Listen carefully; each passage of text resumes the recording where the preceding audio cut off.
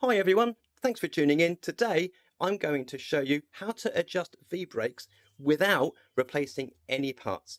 This is assuming your brakes have been working just fine, but they have reduced in efficiency over the months and years. It's because you're riding it loads, so that's a good thing. This is perfectly normal, but we're just going to get things back on track again and brake pretty much like the day you bought the bike. Here's how we do it. You have two particular points of the braking system that you can adjust at home.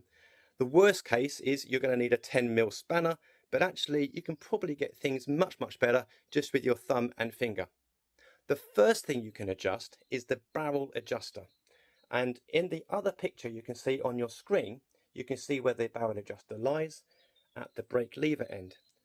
And if we turn it anti-clockwise, so lefty-loosey, we're not actually loosening the cable, we're increasing the gap of the cable overall, which means we're enabling the caliper arms to move closer together, thus getting the brake pads closer to the rim. And if you look maybe around about here, you'll see this silver part, the gap reducing hopefully as I'm turning the barrel adjuster. Hopefully you can see some reduction there. So I'm going to put things back to how they were. Hopefully you can see, there we go. It's more obvious now, particularly this end actually. So that just shows that the caliper arms are getting closer. So we can remove the barrel adjuster anti-clockwise, as I say. Then we put the lock nut in place so things stay as they are. But this braking system is so poor, I still don't think that's enough. But let's take a look. Well, it's certainly better, but we're still having to move that lever quite a way, as you can see. So what we're going to do is go to method 2, where we actually pull some cable through and pass this lock nut just here. Don't be put off from doing this, guys, just because we're using a tool. It really can't go wrong. What you're going to do is go anti-clockwise, lefty-loosey, and that is going to loosen this nut, which is part 1 of a 2-part system that work together to clamp the cable onto the caliper arm. So we're going to reduce its tension. Don't take it off altogether because you don't need to.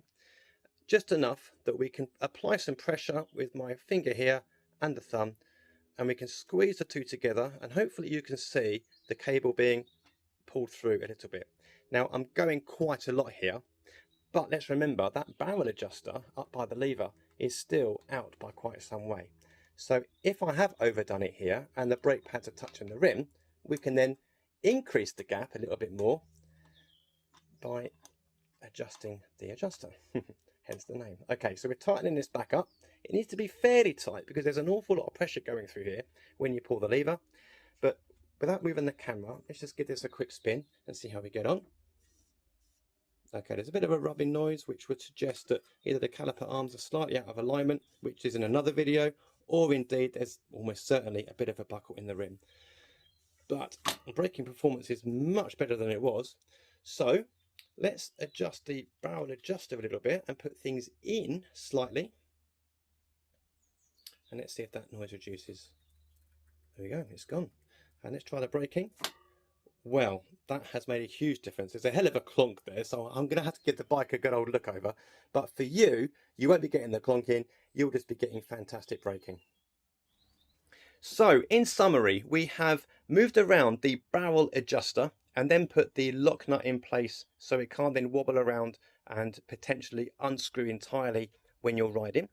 That has then tightened the cable and enabled the brake pads to move closer to the rim.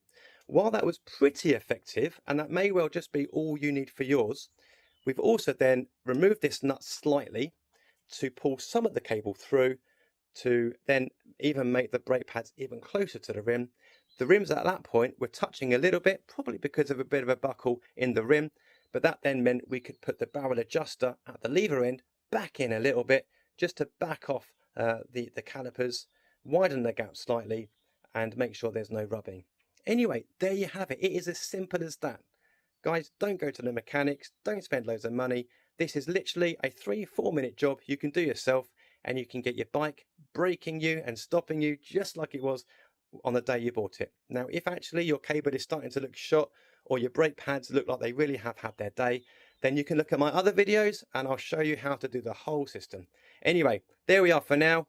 job done. Thanks ever so much for tuning in and for watching. Please remember to like and subscribe to the channel. That'll make it all worthwhile. But for now, happy riding, happy braking, and I'll see you next time.